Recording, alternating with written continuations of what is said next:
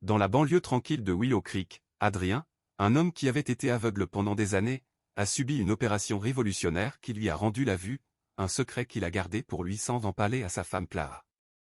Après avoir vécu si longtemps dans l'obscurité, le retour de la lumière lui a semblé miraculeux. Il observait discrètement les couleurs, les visages et les détails qu'il n'avait auparavant fait qu'imaginer.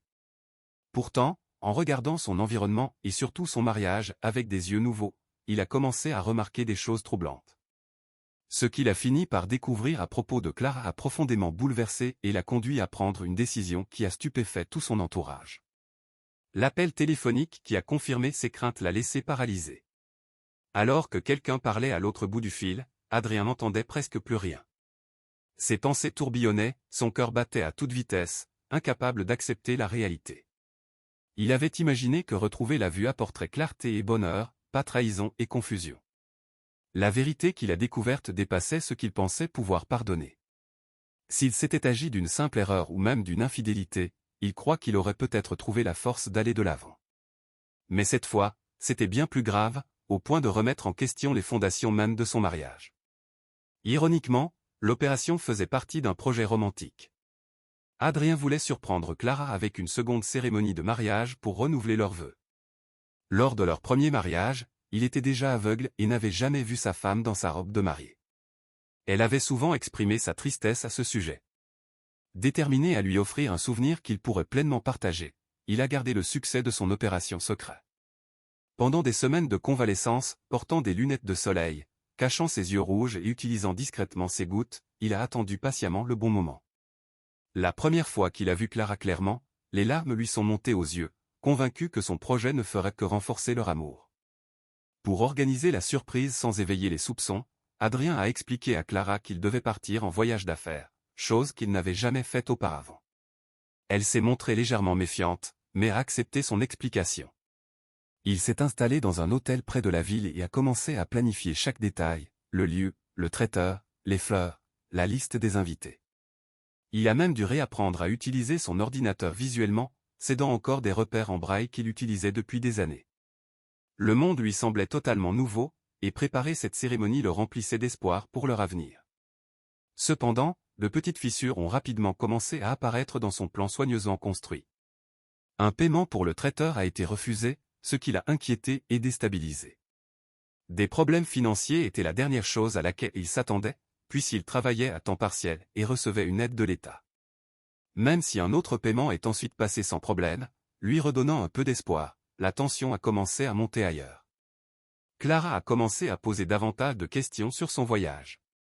Elle a même contacté la réception de l'hôtel pour se renseigner sur son séjour. Chaque mensonge qu'Adrien racontait pour protéger sa surprise devenait de plus en plus lourd à porter.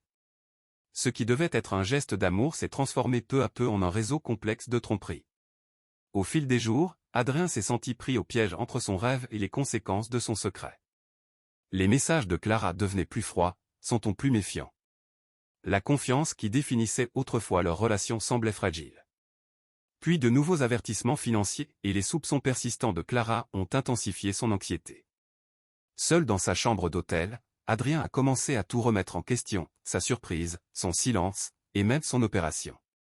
Ce qui avait commencé comme un nouveau départ plein d'espoir était désormais assombri par le doute, la peur et la prise de conscience grandissante que son grand geste romantique avait peut-être déclenché quelque chose de bien plus dévastateur.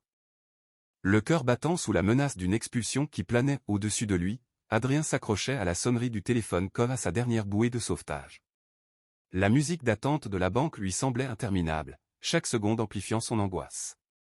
Le monde qu'il avait soigneusement construit, préparer un mariage surprise pour Clara tout en cachant le miracle du retour de sa vue, commençait à se fissurer sous la pression financière.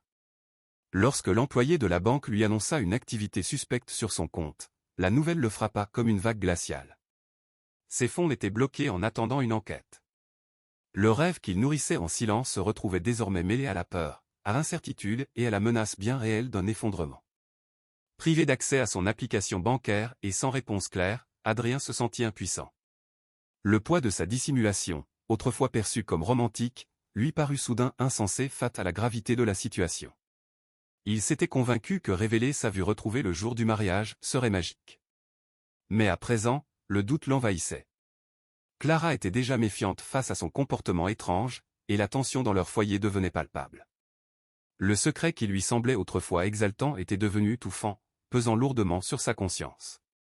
Lorsqu'il parvint enfin à se reconnecter à son compte, ce qu'il découvrit confirma ses pires craintes. Des transactions inconnues et des retraits répétés racontaient une histoire de trahison.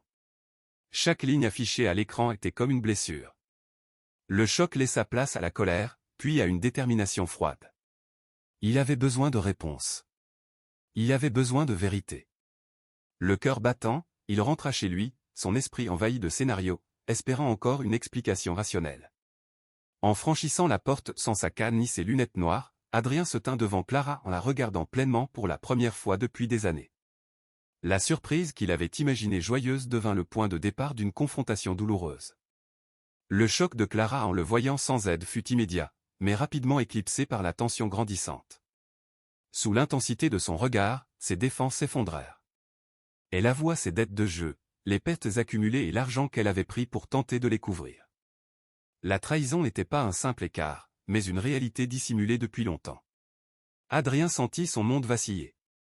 La douleur dépassait la perte financière, c'était la confiance elle-même qui venait de se briser. Tandis qu'il cachait un secret qu'il croyait inoffensif, Clara menait une double vie mettant en péril leur stabilité. À cet instant, le mariage qu'il pensait connaître se désintégra sous ses yeux. Malgré la souffrance, une clarté nouvelle s'imposa à lui, l'amour ne peut survivre sans honnêteté. La décision de divorcer fut déchirante mais nécessaire. Dans la solitude qui suivit, Adrien entreprit de se reconstruire. Il tira des leçons de leurs erreurs, découvrant que la résilience naît de l'acceptation des vérités douloureuses. Grâce à sa vue retrouvée, il redécouvrit le monde, les couchers de soleil, les expressions subtiles des visages, la beauté des instants simples. Peu à peu, il apprit à faire confiance de nouveau et à bâtir des relations fondées sur la transparence et le respect mutuel. Avec le temps, l'amour frappa encore à sa porte, plus mature et sincère. Son parcours, autrefois marqué par l'ombre et la trahison, devint une histoire de renouveau, prouvant que même après les plus grandes blessures, un avenir lumineux reste possible. Au fil de son cheminement, Adrien comprit également que le véritable amour ne dépend ni de la vue ni de la perfection physique, mais de la capacité à voir avec le cœur. Son expérience lui révéla à quel point les personnes aveugles ou en situation de handicap méritent d'être aimées, non pas avec pitié ou condescendance, mais avec un respect sincère et profond. Il réalisa qu'un handicap ne diminue ni la valeur d'une personne, ni sa force, ni sa capacité à tisser des relations significatives. Il ne limite pas sa capacité à rêver, à faire confiance ou à offrir un amour inconditionnel.